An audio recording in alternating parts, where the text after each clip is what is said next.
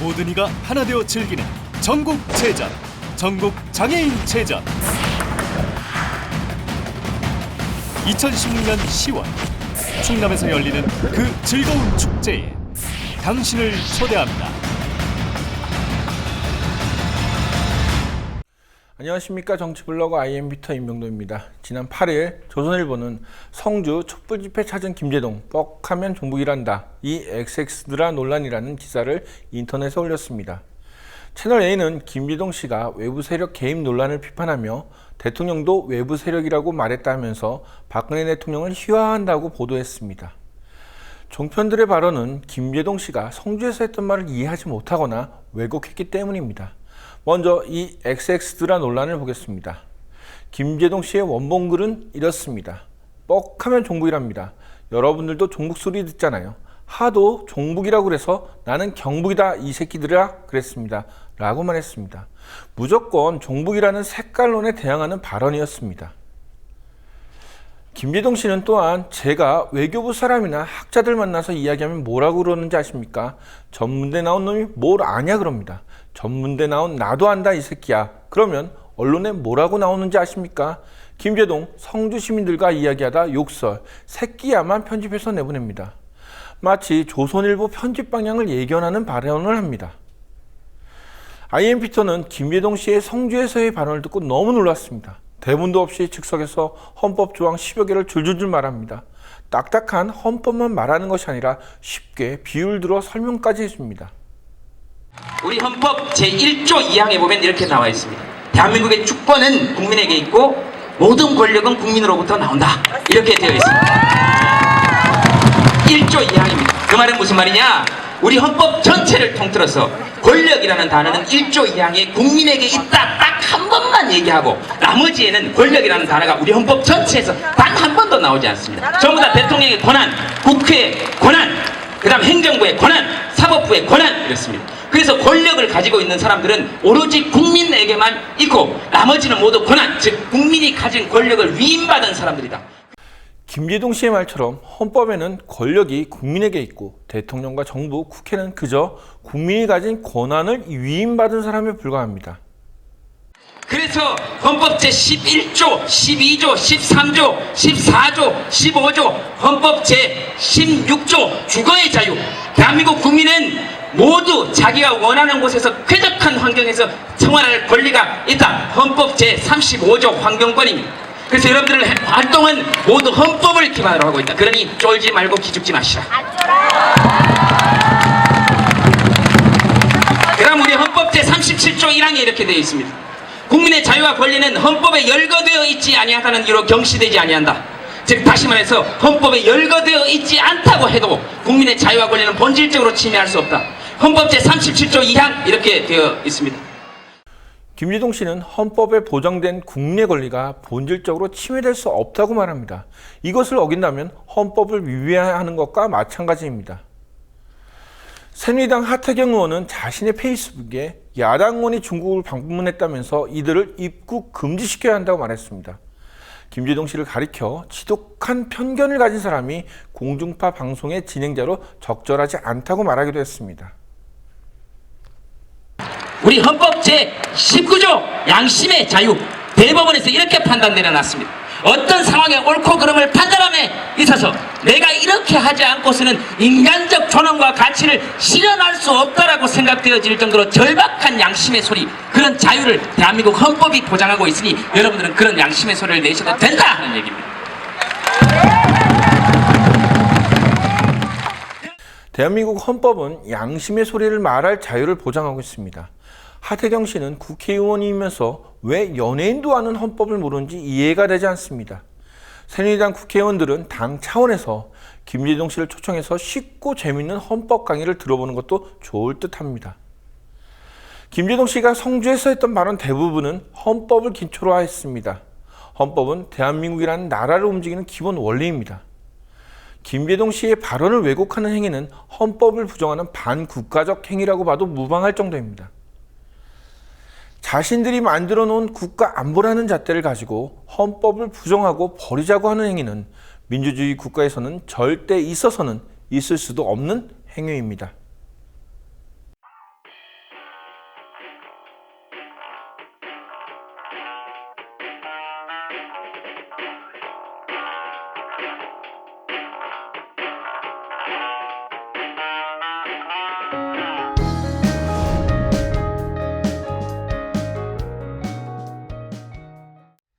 QP 전략 시나리오. 시청자 여러분은 어떻게 들리십니까? 제가 이 용어를 처음 접했을 때 마치 10년 전에 제가 장교로 군 생활을 하던 때로 돌아간 듯 했습니다. 야전에서 방탄조끼에 방탄모를 쓰고 얼굴에 위장을 한 채 작전판을 보면서 사용하던 그 당시 군대 용어와 너무나도 흡사했기 때문입니다. 군사작전 교범에나 나올 법한 이 용어 QP 전략 시나리오가 느닷없이 2016년 가브르토텍 노동 현장에 등장했습니다. 군에서 제가 적을 상대로 사용했던 그 느낌 그대로 대한민국 노동 현장에서 똑같이 사용됐습니다. 물론 전략 시나리오라 명명된 만큼 척결해야 할 적이 분명히 있었고 실제 행동은 군사작전처럼 치밀하고 용의 주도했습니다. 잠시 그 내용을 살펴보면 적을 도발하기 위한 구체적인 전술부터 등장합니다. 경비 노동자 외주화 등을 미끼로 노조의 파업을 유도하고 직장 폐쇄를 단행해 노조를 파괴한다. 즉, 노조를 자극해서 파업을 유도하고 이에 맞춰서 직장 폐쇄를 단행한 다음에 용역을 투입, 노조와 충돌을 유도한 뒤에 공권력을 투입해 상황을 정리한다. 이후엔 파업에 참여한 노동자들을 선별복귀시키고 제2 노조를 설립한 후에 자연스레 가브르토텍 노조를 와해시킨다는 내용입니다. 그 사이사이에 사원 아파트 매각과 자녀 학자금 지원 중단 등 마치 게릴라 전투처럼 노조가 분열하게끔 만들기 위한 상세 전략도 존재했습니다. 이미 많은 분들이 알고 계시겠지만 가브르토텍 박효상 전 대표는 지난 7월 15일에 불법 노조 파괴 공작 혐의로 구속된 상황입니다. 법원에선 노사 간 균형을 무너뜨리기 위해 헌법에 보장된 근로자의 단결권을 침해한 것으로 죄질이 매우 좋지 않다면서 검찰이 구형한 형량보다 높은 구형으로 법정 구속을 시켰습니다. 보수적인 법원에서조차 이런 판결을 할 만큼 사측의 노조 파괴 전략 전술은 법적으로나 도의적으로나 상당히 문제가 많았음을 알 수 있는 대목입니다. 그러나 사측의 적, 즉 가브르토텍 노동조합을 향한 집요한 파괴 공작은 대표가 구속돼도 전국에서 올라온 노동자들과 시민들의 연대가 이어져도 이에 아랑곳 없이 계속되고 있습니다. 최근엔 사측이 파업 중인 노동자들의 부모들과 가족들에게 노동자들의 파업 사실을 임의대로 알리는 가정통신문을 발송하기도 했습니다. 마치 오래된 영화에서 노부모를 앞세워서 범죄자 아들을 설득시키려는 이런 장면이 떠오르는 우픈 상황입니다. 그만큼 사측의 입장이 시나리오대로 되지 않고 있음을 우리는 알 수 있는 대목입니다. 하지만 사측은 지금 이 시간에도 노조 파괴를 목적으로 언론에 가브르토텍 노조는 귀족 노조다, 9,500만 원의 연봉을 받는다면서 끊임없이 이런 종류의 말들을 흘리고 있습니다. 동시에 가브르토텍 노조로 인한 심각한 경영난을 호소하면서 지난 1일부터 일당 17만 원의 용역, 150여 명을 고용해 노조와 대치시키고 있습니다. 그런데 심각한 경영난을 강조하는 사측이 어떻게 하루에 2,500만 원의 용역비를 지불 가능한지는 다시 한번 생각해 볼 문제인 것 같습니다. 가불 사태의 가장 핵심은 헌법에 보장되어 있는 노동 3권, 노동조합이라고 하는 것을 회사의 기업이 하나의 어떤 파트너로 여길 수 있는 어떤 현대적인 노사관계가 정착되지 않은 아주 전형적인 상황이 벌어진 것이거든요. 그럴 때 많은 국민들이 아니 뭘 과한 것을 요구하는 것이 아니라 단지 그런 용역들 들어와가지고 작년처럼 특전사 출신 용역들이 막 노동자들을 때리고 이런 폭력 사태가 벌어지지 않고 평화적인 산업 현장에서 일하고 싶다라고 하는 이 요구를 하고 있는 노조를 저렇게 깨부시려고 하냐, 이런 것에 대한 좀 많은 공감대를 형성해 주시고 뭐 노동부라든가 검찰이라든가 경찰 측에 이런 것들에 대한 항의, 그리고 갑을 그룹에도 이 문제를 조금 더 대화로 빨리 문제를 풀기를 원한다라고 하는 그런 목소리들을 많이 높여주셨으면 하는 바람이 있습니다. 저는 지난 2주 동안 많은 시간을 충남 아산 가브루토텍 현장에 있었습니다. 낮엔 40도에 가까운 폭염과 밤엔 잡아도 밀려오는 모기와 싸우면서 그곳에 함께 있었습니다. 네, 그리고 수많은 사람을 만났습니다. 그들은 한결같이 이런 말을 하더군요. 대한민국에서 노동조합을 만들고 활동한 게 죄냐고. 우리나라 헌법엔 이런 문구가 있습니다. 헌법 33조. 근로자는 근로조건의 향상을 위해 자주적인 단결권, 단체 교섭권, 단체 행동권을 갖는다. 지금 가브루토텍에서 일어나는 노동자들의 단체 행동은 헌법에 보장된 내용입니다. 법을 지키지 않은 박효상 전 대표는 현재 구속 중입니다. 과연 누가 옳은지는 시청자 여러분께 굳이 말씀드리지 않아도 다 아시리라 믿습니다. 끝으로 지금 현장엔 가브루토텍 노동자들과 연대하며 뜨거운 밤을 함께 지새는 시민들이 많이 있습니다. 그중 한 청년의 이야기를 전하면서 오늘 김 기자가 간다는 마치도록 하겠습니다. 청년 용역들 보면 그러니까 쟤네들도 아르바이트를 하려고 온 건데, 근데 사실 하루 일당을 벌려고 저는 자신의 미래도 그 자신의 손으로 망치는 일이라고 생각을 하거든요. 그래서 그러니까 저들의 처한 처지나 청년으로서 일자리가 없어서 막 그런 거 힘들고 이런 처지 같은 게 이해가 안 되는 건 당연히 아닌데, 저렇게 한다고 해서 나의 내일에 돈이 들어온다라는 보장도 없고, 오히려 이런 노동자들이 정규직 일자리들을 잘 지키고 임금 인상을 잘 쟁취하고 비정규직 없는 사업장을 만드는 게 우리 청년들한테도 일자리를 제대로 갖는데 아주 도움이 되는 건데, 저렇게 돼버리면 제 미래까지도, 다른 청년들의 미래까지도 망쳐버리는 거잖아요. 이런 노동자들 투쟁을 꺾어버리는 거는. 함께 만드는 언론 미디어 협동조합. 여기는 국민TV. 함께 만드는 언론 미디어 협동조합. 여기는 국민TV.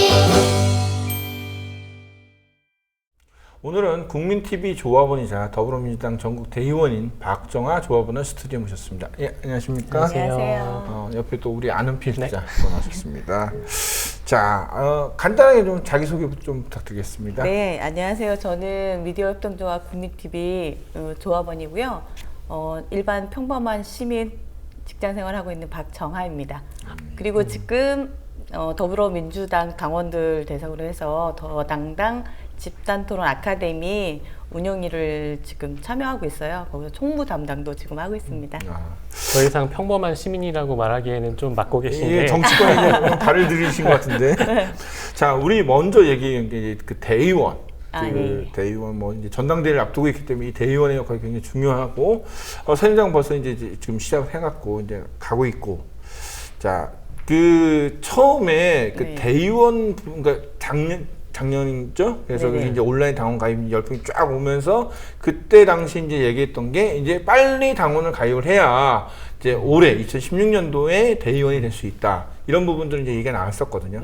먼저 온라인 당원으로 가입하신 지는 언제?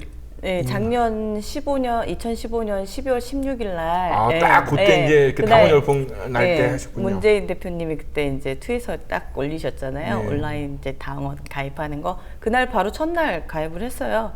그리고 나서 바로 이제 당비 납부를 계속 시작했기 때문에 이번에 더불어민주당 그 전당대회 그 권리당원 요건 저는 딱 됐어요. 당원 가입이 올해 1월 15일 이전에 가입해야 되고, 그리고 6개월 동안 당비가 납부되어 있어야지만 그 자격 요건이 되는데, 그거에 저는 딱 도합이 됐죠. 근데 이제 권리당원과 그 대의원이 좀 타이밍이 그런 분들 많아요. 나 온라인 당원 가입을 했어. 그래서 이제 권리당원 이제 뭐 돈도 냈는데 대의원을 하고 싶어. 근데 대의원이 되게 어렵다고 생각하는 사람들이 굉장히 많거든요. 대의원은 어떻게 되셨어요? 기존의 대의원들은 보통은 이제 지역구의 그 지역위원장에 그렇게 이제 뽑아지는 경우가 그렇죠. 대부분이었잖아요. 지역위원장이 야 너 해라. 해라. 네. 뭐 이런 경우도 있고. 기존에는 이제 그런 경우가 거의 많았는데 이번에는 그 전당대회 앞두고 전대회 준비하시는 이제 측에서 정해진 건 작년에 혁신위에서 했던 대로 지역 대의원 선출하려고 하면 그 권리당원의 그런 자격 요건을 갖춘 사람들이 그 지역 내 권리당원들한테 추천을 받아서 할 수 있게끔. 그래서 그 명부 같은 경우는 지난 그 대의원 발표 그 모집한다고 나왔을 때 각 시도당에 대의원 명부를 이제 대의원이 아니라 권리당원 자기네 지역구의 권리당원 명부를 보고 솔직히 온라인 당원 가입한 분들은 지역에 있는 권리당원이 누가 있는지 잘 모르잖아요. 그쵸. 예, 그러니까 그 명부를 보고 이제 개별적으로 연락을 해서 제가 요번에 대의원이 되고자 하는데 저를 추천을 부탁한다. 뭐 이런 식의 움직임들이 굉장히 많았어요. 저 역시도 이제 그렇게 알아보고 저희 지역구 지역위원장님 연락하고 그 사무국장님 연락하고 그런 식으로 접촉을 한 다음에 각자 이제 그 인원수에 맞게 또 각 지역 위에서도 그 추천수가 좀 달라요. 인원에 따라서 권리당원 인원에 따라서 거기에 부합하게 되면 지역 대의원이 되고 그 안에서 이제 선출되는 게 또 전국 대의원이 되는 거거든요. 그런 과정을 통해서 저도 전국 대의원이 된 거예요. 그러니까 누가 시킨 게 아니라 스스로 자발적으로 그렇죠. 추천을 나도 해주세요 이렇게 해서 SNS에서 예. 굉장히 그런 움직임이 많이 있었거든요. 서로 이제 잘 알지 못하는 온라인 입당한 당원들 같은 경우는 그렇죠. 그런 도움 굉장히 많았었어요.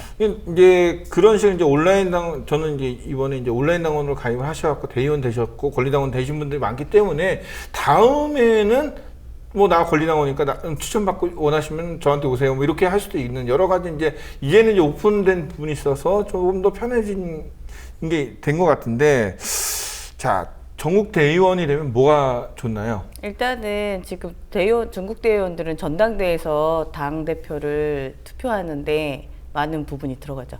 전국 대의원 같은 경우는 지금 그 투표율 들어가는 게 45%라고 저는 알고 있거든요. 네. 그거에 전국 대의원들이 전당대회 그 현장에 가서 직접 투표를 하는 거죠. 예전에는 이제 그 전국 대의원이 사실 이제 개파. 그래갖고 이제 이쪽 아까 얘기했던 처음 우리 했던 지역위원장 밑에 이제 대의원들이 있으니까는 지역위원장 전화해서 뭐 우리 개파를 밀어줘라 그러면 쫙 퍼져갖고 이렇게 이런 경우가 있었지만 지금 뭐 스스로 됐기 때문에 무슨 개파가 없겠죠.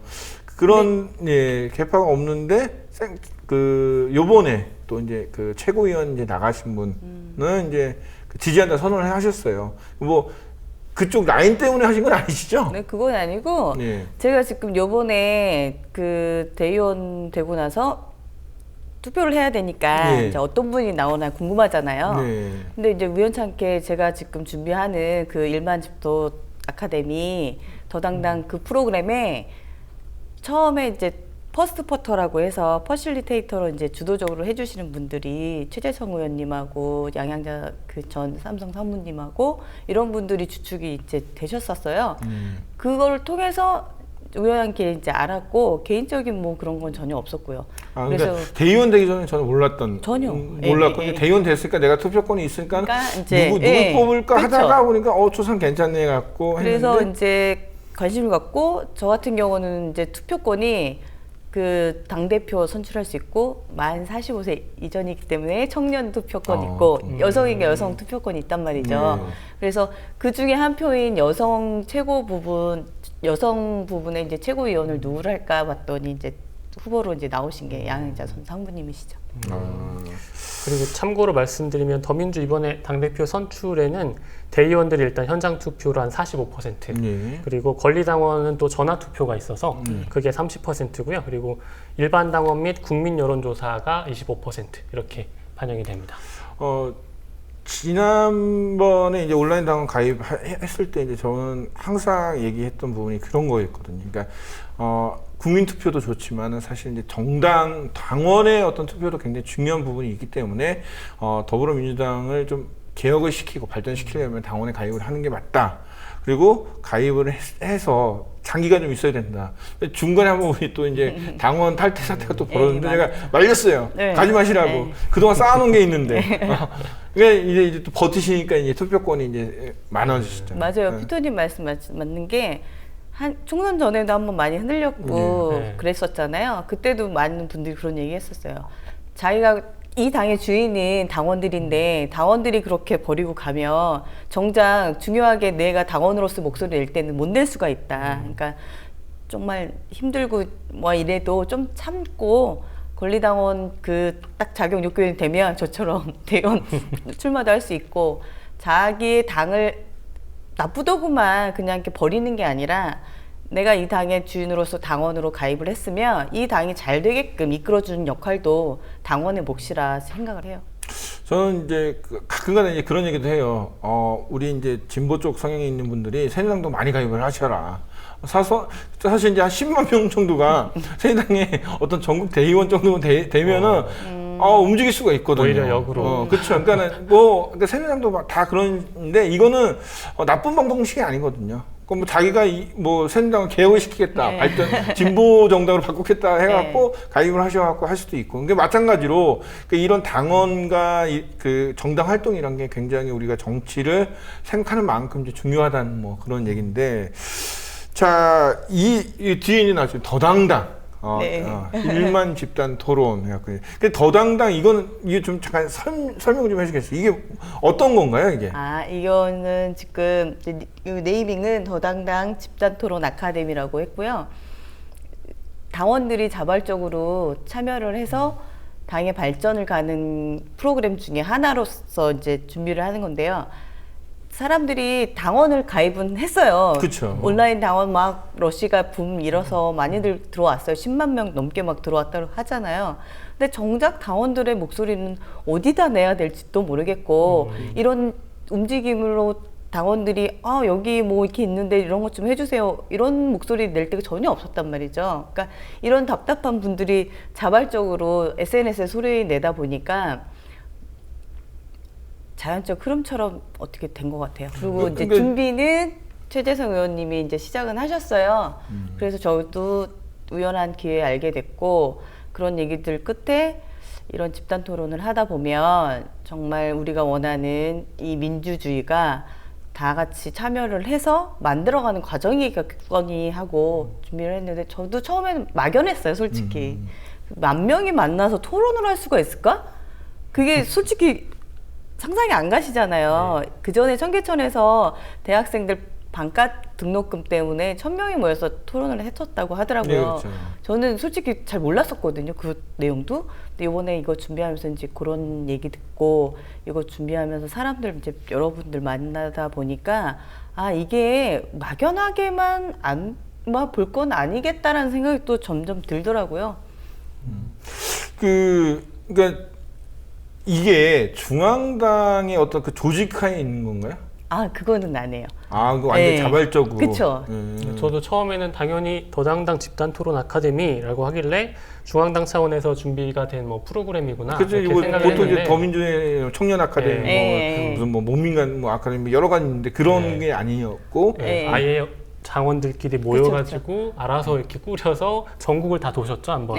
저희가 그 네이밍을 아카데미를 한 것도 일단은 10,000명이 토론을 하려면 막 와서 우왕좌왕 할 수는 없잖아요. 그러니까 그런 준비를 할 과정 중에 보통 10명에 1명 정도의 그 토론을 이끌어줄 이제 길라잡이 같은 역할이 필요하거든요.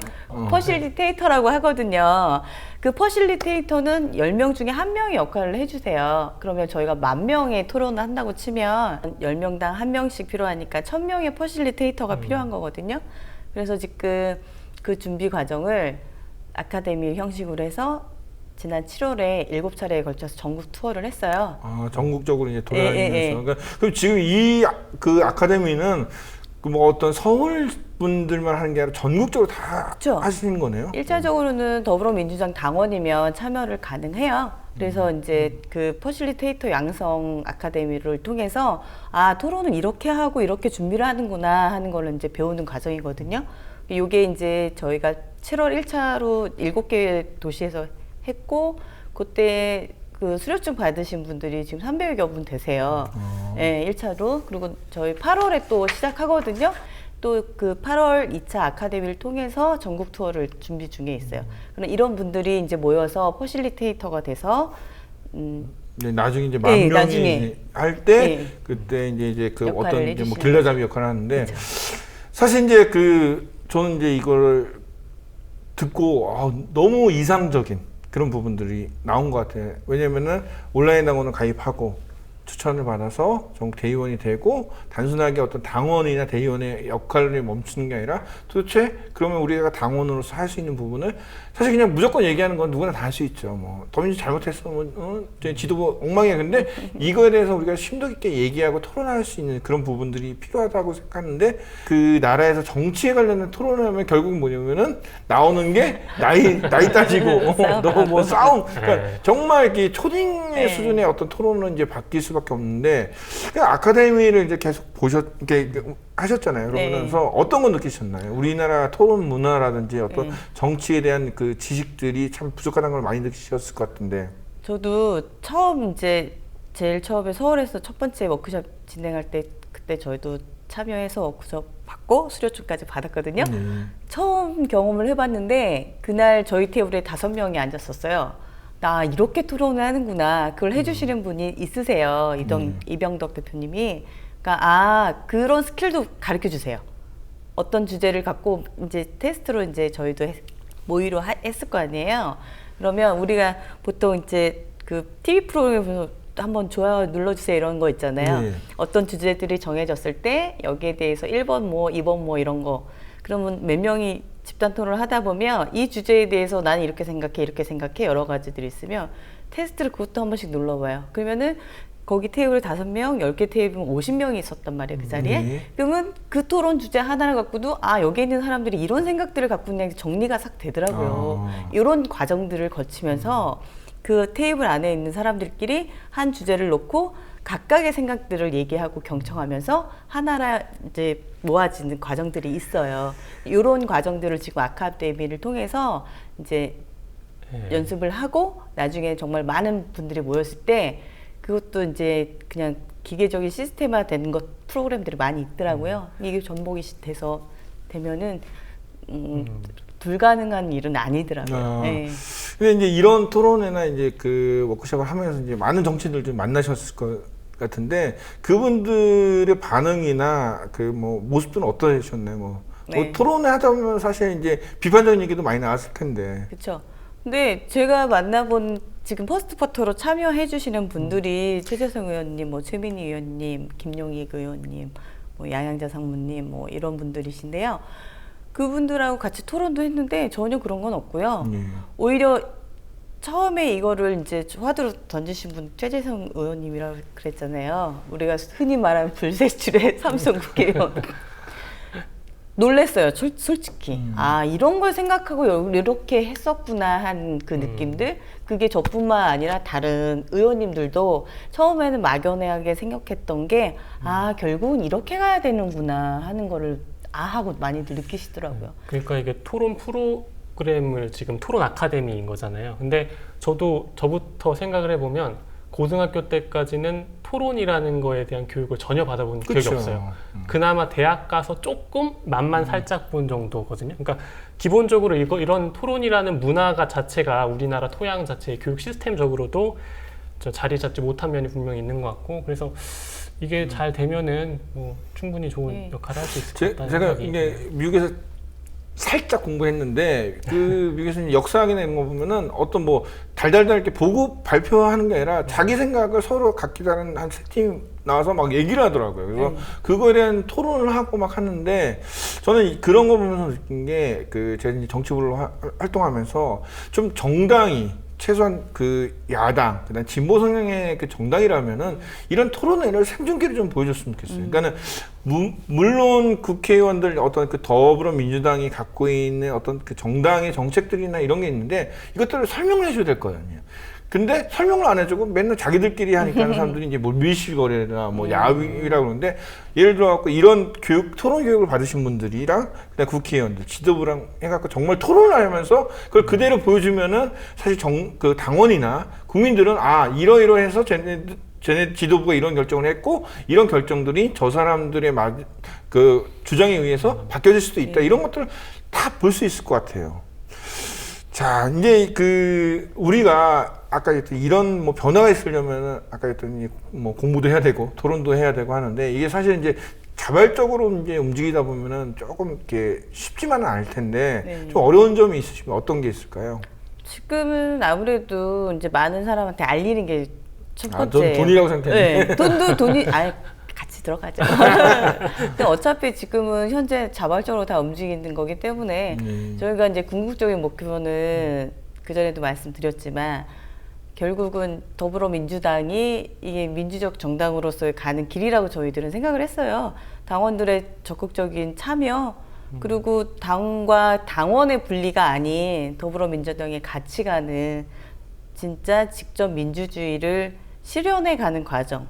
그래서 결국은 이번에 8.27 전당대회를 통해서 어느 분이 당대표가 되더라도 이런 시스템화돼서 더불어민주당의 당원들하고는 항상 이렇게 소통하면서 결국은 올바른 방향으로 가는 거를 당원들이 직접 참여해서 만들어간다.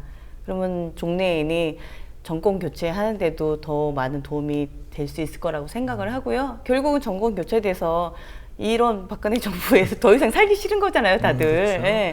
그리고 이게 한 번으로 끝난 게 아니라 당 내에서 좋은 제도다 해서 뭐 시스템화돼서 우리 당에서는 당원들과 이렇게 나갑니다. 이것도 아예 당의 제도화 된다면 정말 이 당이 수권 정당으로 가는 밀걸음이 되고 정권 교체뿐만이 아니라 장기 집권까지 가능한 이런 강한 정당이 됐으면 좋겠어요. 예, 정말 이게 되게 그러니까 간단한 얘기지만 되게 심각하고 중요한 얘기라고 저는 생각을 합니다. 왜냐면은 어찌됐든 정당의 근간은 당원이라고 맨날 얘기했잖아요. 근데 당원이 참여할 수 있는 이 어떤 기회가 될 수 있고 또 아까 전에 방금 전에 얘기했던 시스템화.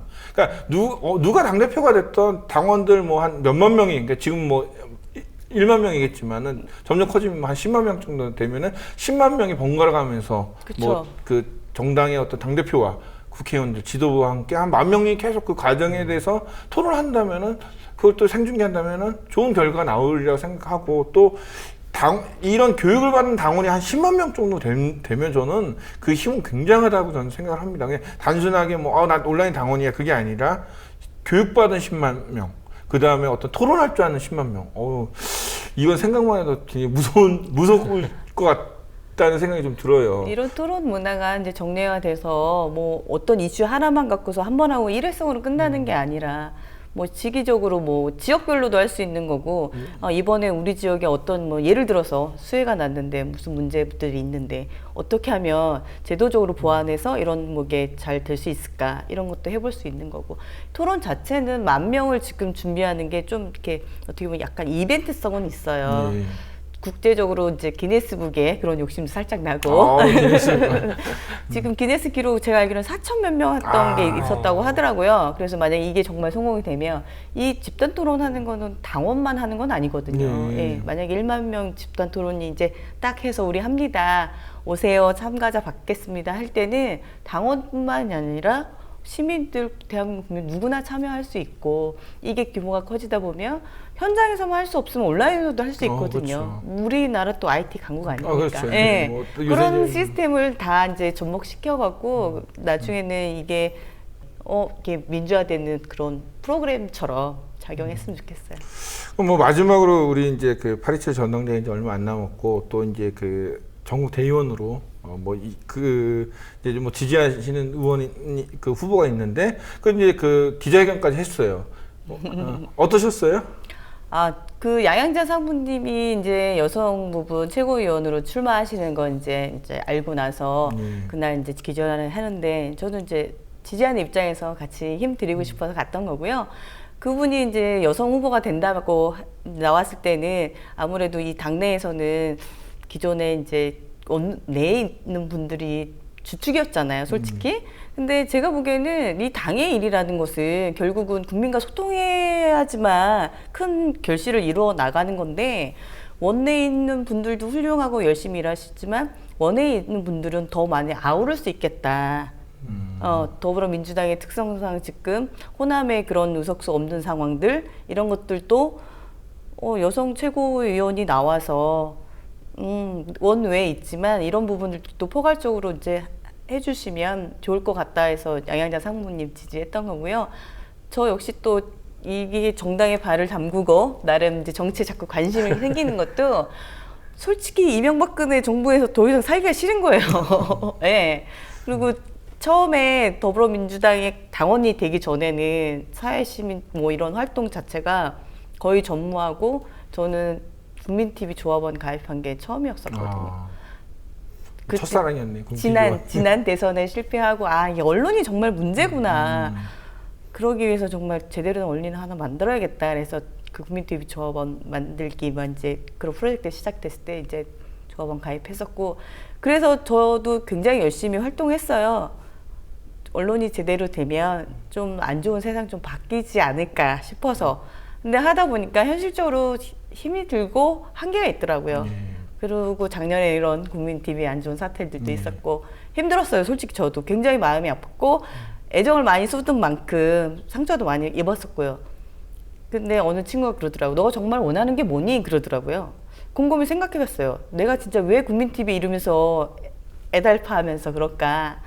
근데 나는 정권 교체가 하고 싶어. 그래서 그럼 네가 정권 교체를 하는데 너가 할 수 있는 일이 뭔가를 생각해 보라는 거야. 그러고 나서 며칠 동안 곰곰이 생각했어요. 내가 가장 원하는 건 정권 교체인데 진짜 내가 할 수 있는 일이 뭘까? 국민TV에서 이러고 있어봐야 해답이 안 나오겠는 거예요. 그래서 선택했던 게 조합원이지만 난 이제 정당 가입하고 제대로 된 정권 교체를 위해서 조금이라도 힘이 되고 싶다. 그래서 당원 가입했고 오늘까지 뭐 대의원 선출도 나가고 이렇게 이제 최고위원 후보님 도와드리고도 싶고, 그래서 결국은 정권 교체되고 장기 집권하면서 세상이 좀 상식적인 사람들이 잘 사는 세상이 됐으면 좋겠다는 거예요. 그렇게 살고 싶어요. 그 안 기자, 그 국민TV 조합원 분들이 이제 그 뭐 얘기하셨지만은 대선 끝나고 많은 분들이 어떤 정권 교체 때문에 이제 가입하셨고 또 이제 뭐 그런 거 하신가요? 국민TV 조합원 가입하시면서 언론에 대한 그 열망도 있었고 또 이제 계속해서 이제 어떤 정치, 정권에 대한 변화 때문에 또 이제 정당 가입하신 부분도 많은데 그런 거 보면 이제 국민TV 조합원들의 역할이 굉장히 중요한 것 같아요. 그렇죠. 그러니까 저희 조합원들이 뭐 정당 가입되신 분들도 많으실 거고 다른 시민사회단체 뭐 활동하시는 분들도 많고, 그래서 이런 분들이 사실은 모여서 힘을 내야 이제 정권 교체도 뭐 가능한 걸 거고, 그런데 이제 그냥 모이기만 해서는 안 되는 것 같고요. 이제 박정아 조합원님처럼 직접 행동을 해주셔야 된다. 또 공부도 해야 되고 네, 쉬운 게 아니다. 그렇죠. 근데 또 그런 이제 생각이 또 드네요. 우리가 그런 생각이 있잖아요. 희망이라는 게 있잖아요. 정말 희망이 있으면 이 모든 것들이 즐거울 수 있다고 저는 생각해요. 그러니까 저는 이 더당당 이 프로젝트가 정말 잘 됐으면 좋겠고, 저는 이 프로젝트는 무조건 성공을 시켜야 된다고 생각합니다. 그래서 뭐 정당이라든지 그다음에 또 당원 분들이라든지 지도부라든지 또 다른 국민 분들 모두가 좀 도와줬으면 좋겠어요. 그러니까 이게 하나가 잘 되면은 사실 뭐 정의당에도 이런 토론회가 생길 것이고 또 뭐 국민의당, 녹색당, 저는 이게 단순하게 더민주에서만 하는 게 아니라 모든 정당들이 같이 했으면 모든 좋겠어요. 시민들이 참여하는 그런 하나의 큰 프로젝트처럼 해서 이게 우리들의 일상생활처럼 됐으면 좋겠어요, 저는. 나중에 국민의당, 새누리당, 더민주, 정의당, 녹색당 이런 당원들이 같이 토론을 하는 것도 괜찮을 것 같아요. 각자 다른 정당 입장에서의 이런 것도 괜찮죠. 싸다 배치 놓고 막 뭐 지도부는 함부로 얘기 못 하잖아요. 근데 당원들은 자기 생각 마음대로 할 수 있는, 그러니까 이런 부분을 또 이제 더 IMF도 이게 좀 해갖고 또 취재를 하고 했으면 좋겠습니다. 자, 이제 그 정권 교체하는 부분도 있지만 사실 이제 개인적으로 이제 직장인이 이제 이런 활동들을 하는데 좀 많이 힘들잖아요. 사실 이제 주위의 시선도 지금 뭐야 뭐 정치하는 할 것도 아닌데 이런 오해도 좀 많이 받으셨을 텐데, 그럼에도 불구하고 이런 것들을 하시려는 목표, 정권 교체만은 아닌 것 같아요. 저희가 볼 때는 단순하게 정권 교체를 한다고 우리나라 잘 살면 아닐 텐데 그러니까 이런 정치 활동이 그 박정호 조합원한테 주는 의미는 뭘까요? 더불어 잘 사는 거죠. 다른 거 없어요. 저도 그전에는 세상 잘 모르고 살았거든요. 2011년 나는 꼼수다를 통해서 세상에 눈을 뜨기 시작했고, 그래서 국민TV 조합원이 됐고, 그리고 여기까지 왔는데, 결국은 나 혼자 잘 살려고 하는 건 아닌 것 같아요. 저뿐만이 아니라 피터님도 그렇고 안 기자님도 그렇고 항상 집회 현장이나 이런 사회의 그 약자들의 목소리 내는데 현장에 가보면 저 사람들이 자기 먹고 사는 데는 아무 문제 없는 사람들이 저게 같이 왜 참여를 할까? 결국은 같이 공감을 하고 공감하면서 같이 더불어 잘 살고 싶은 것 같아요. 저 역시도 마찬가지예요. 저 혼자 먹고 사는 데는 진짜 그런 것만 생각한다면 내가 뭐 이거 안 해도 상관없지 하는데 내가 왜 저도, 4시간 들여서 네, 누가 그러잖아요. 야, 네 돈 써가며 네 시간 써가며 왜 그러고 다니냐고. 근데 그거 역시도 제가 좋고 제가 공감하고 같이 잘 됐으면 좋겠다는 그런 의미인 거예요. 저 역시도 그래요. 그래서 행복해요. 이렇게 행동하는 거 육체적으로 시간 내고 막 힘들 때 정말 많거든요. 근데 이렇게 막연하게 생각했던 이 집단 토론도 7월 지나면서 이제 1차적으로 딱 전국 투어 끝났잖아요. 모르게 성취감도 느끼고 되게 기뻐요. 이 안에서는 몸은 힘들고 뭐 시간도 잠도 막 2-3시간밖에 못 자고 해도 이런 의미 있는 일에 같이 동참을 한다는 게 저 개인적으로도 굉장히 뿌듯하고 이런 거를 같이 많이들 맛봤으면 좋겠어요. 그 다음번에 그 토론회나 그 아카데미 할 때 우리 또 아는 기자나 우리 더 아이엠부터 이제 그 취재인지 좀 가서 이 취재를 하던지 아니면 생중계로 좀 중계도 하는 것도 괜찮을 것 같아요. 그래서 그거를 좀 이렇게 해서 정말 이런 좋은 저는 이건 맛난 음식 정말 그 민주주의의 정말 산물 맛있는 과일 같아요. 그러니까 이 과일을 좀 같이 따먹고 정말 함께 더불어 잘 살았으면 좋겠습니다. 정말 그랬습니다. 오늘 무더운 날씨 나와주셔서 고맙습니다. 예, 고맙습니다.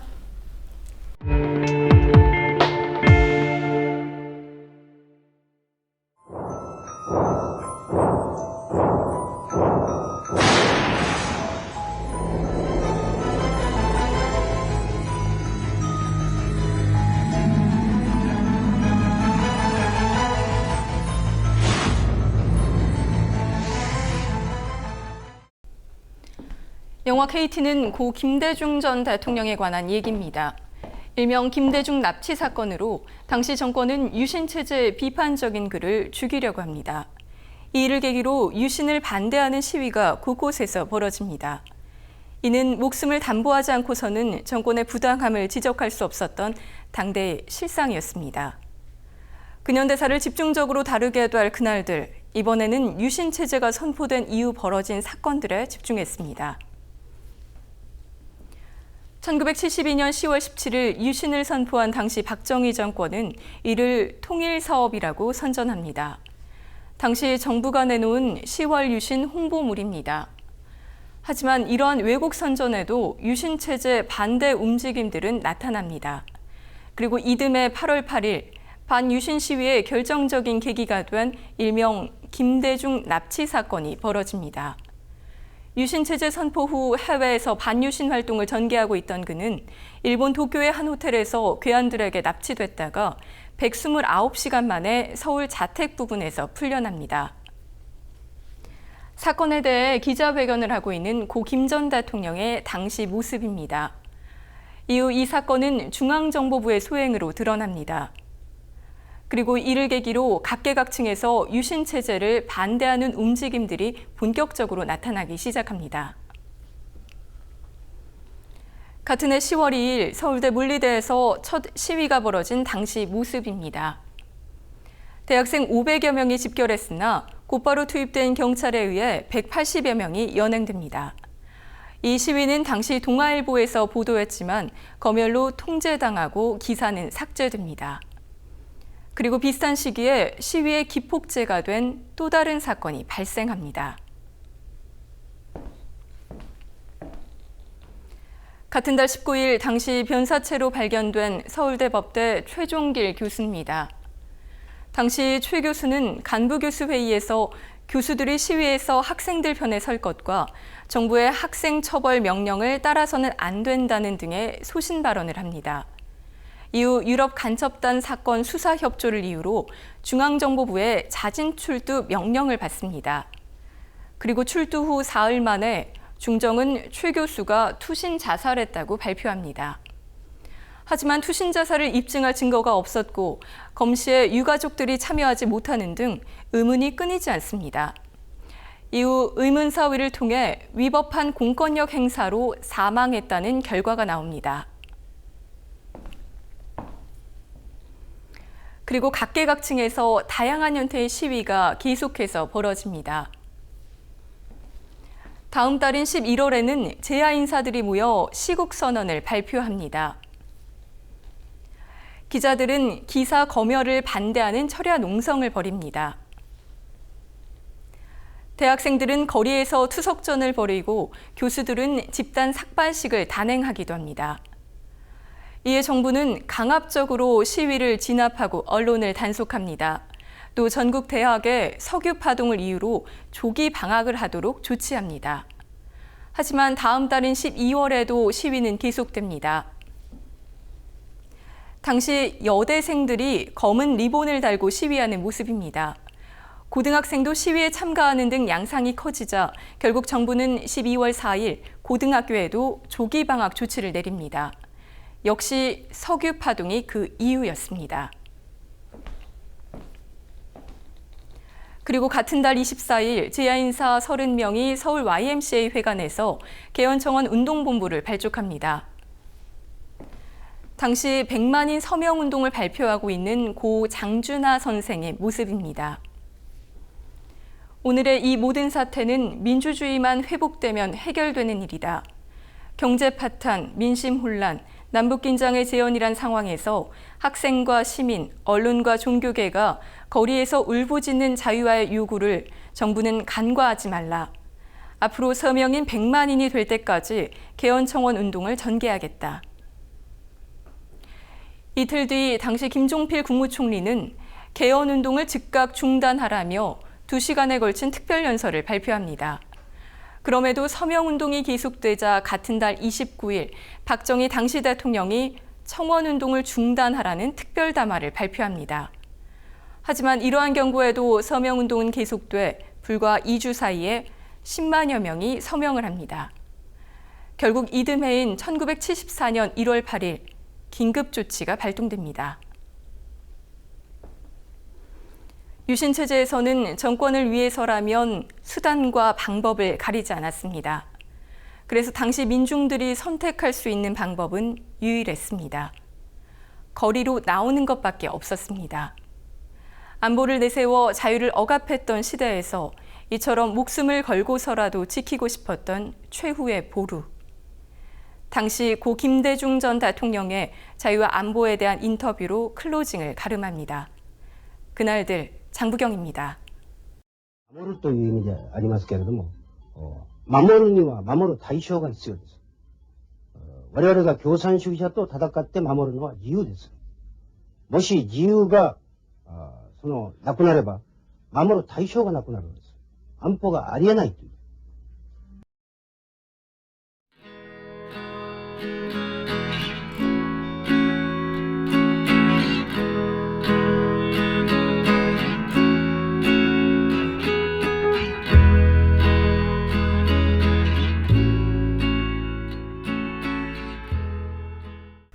박근혜 대통령은 지난 8일 청와대 수석비서관 회의에서 사드 배치 관련 중국을 방문한 야당 의원을 비난했습니다. 야당 의원의 중국 방문을 비난했던 박근혜 대통령. 그러나 그녀가 한나라당 대표 시절에는 미국에 특사를 보내고 방미단을 꾸려보냈습니다. 당시 전작권 이양은 한미 양국 정상이 합의한 내용이었습니다. 내가 하면 국익을 위한 것이고 남이 하면 종북이고 내부 분열이라는 태도는 독재자들이 가질 수 있는 위험한 생각입니다. 박근혜 대통령은 제발 남을 비난하기 전에 자신이 과거에 무슨 말을 했는지부터 꼭 확인해 보시기 바랍니다. 지금까지 더 IMB터 시청해 주신 조합원과 시청자 여러분 고맙습니다. 모두의 꿈과 희망이 이루어지는 즐거운 축제의 무대. 충남 전국체전과 전국장애인 체전 세계 속에 대한민국을 다시 일으키는 커다란 동력이 될 것입니다. 그리고 그 놀라운 기적은 지금 이곳 충청남도에서 시작됩니다. 그 출발선에 서 있는 우리들의 땀과 눈물이 환희와 희망으로 바뀌는 값진 순간, 당신을 초대합니다.